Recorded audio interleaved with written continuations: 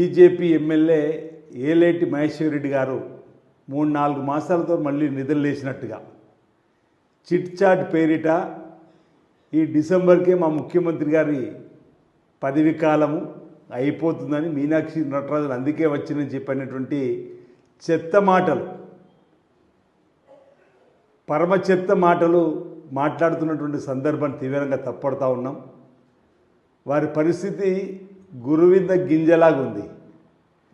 తన కింద తమ పార్టీ కింద ఏం జరుగుతుందో తెలుసుకోలేని ఓవైపు 8 మంది శాసనసభ్యులుంటే తలోదారి రాజాసింగ్ గారు మీ పార్టీ ఆఫీస్ వైపు రావడమే మానేసి నాపై కుట్ర జరుగుతుంది, నీ పార్టీలో ఉండుమంటూ ఉంటా వెళ్ళిపోమంటూ వెళ్ళిపోతానేటువంటి సందర్భం కూడా కనిపిస్తున్న వేళ ఇక మీ భారతీయ జనతా పార్టీ రాష్ట్ర అధ్యక్ష పదవి కోసం జరుగుతున్నటువంటి పోటీ పోరాటము కొట్టుకునే స్థాయిలో మీ 4 ఎంపీలు ఉంటే తలోదారి, ఈటల రాజేంద్ర గారు ఓదారి, రఘునందన్ గారు ఓదారి, ధర్మపురి అరవింద్ గారు ఎటువైపు ఉన్నారో, బండి సంజయ్ గారు కూడా ఎప్పుడు ఏ విధంగా ఉన్నదనేది కూడా ఈ విధంగా కొంతమంది ఎమ్మెల్యేలు మీ వైపు రావడానికి కూడా చూడలేని పరిస్థితుల్లో మీ పార్టీలోనే అనేకైతే ఈ విధంగా కనిపిస్తుంటే ఈరోజు గౌరవ ముఖ్యమంత్రి రేవంత్ రెడ్డి గారు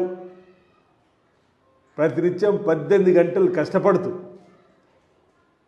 ఈ రాష్ట్రాన్ని ఓ దారిలో తీసుకొచ్చే విధంగా 7 లక్షల కోట్ల అప్పుల్లోకి తీసుకుపోయిన మీ చీకటి ఒప్పందంలో బీజేపీ బీఆర్ఎస్ కలిసి ఈ రాష్ట్రాన్ని అప్పనంగా దోచుకున్నా మీరు పట్టించుకోకపోవడం వల్ల వచ్చిన 7 లక్షల కోట్ల అప్పుల్లో ఉన్నప్పుడు కూడా ఈ రాష్ట్రాన్ని ప్రతినిత్యం 18 గంటలు ఉప ముఖ్యమంత్రి మంత్రులందరూ కష్టపడి ఈ రాష్ట్రంలో దారిలో పెట్టే ప్రయత్నం చేస్తుంటే కేంద్ర ప్రభుత్వం ద్వారా మీరు ఆదుకోవాల్సింది పోయి కేంద్ర ప్రభుత్వం విభజన చట్టంలో ఇచ్చినటువంటి హామీలు మర్చిపోతారు, బడ్జెట్లో అనాపైసి ఇవ్వరు.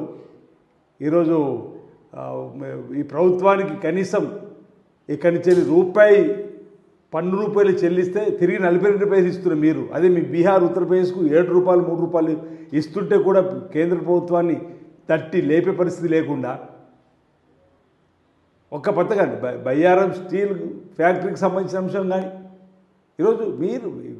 ఈరోజు మూసీ నది రివర్ ఫ్రంట్కి సంబంధించిన అంశమే కానీ ఏదైనా మీరు చేయలేని పని చేసి మా మీద ఈరోజు పడేటువంటి కార్యక్రమం ఏదైతే ఉందో ఇది సరికాదు.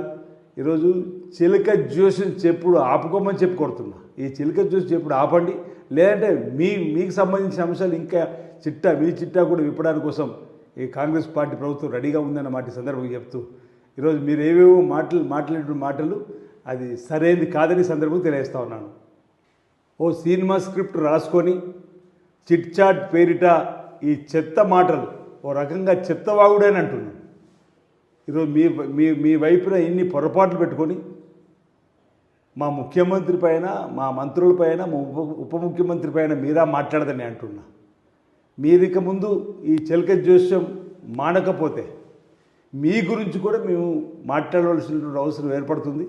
ఈరోజు ఇది గమనించమని సందర్భంగా కోరుతూ ఎక్కడ కూడా గత ప్రభుత్వంలాగా అవినీతి అక్రమాలకు తావు లేకుండా ఆడంబరాలకు ఎక్కడ కూడా అవకాశం ఇవ్వకుండా లీకేజీని అరికడుతూ రాష్ట్ర ప్రభుత్వం ఇచ్చిన హామీలన్నీ అమలు చేస్తూ ముందుకు పోతుంటే ఓర్వలేక ఈర్ష్యతోటే ఈ విధంగా ఈరోజు గుంటకాడ నక్కలాగా బీఆర్ఎస్ పార్టీ అనుకున్నాం. ఈ ముఖ్యమంత్రి పోతాడు మళ్ళీ మేము వస్తాం. ఇప్పుడు బీజేపీ కూడా ఆ విధంగా మాట్లాడడం అనేది సహేతుకం కాదన్నమాట సందర్భంగా తెలియజేస్తా ఉన్నా.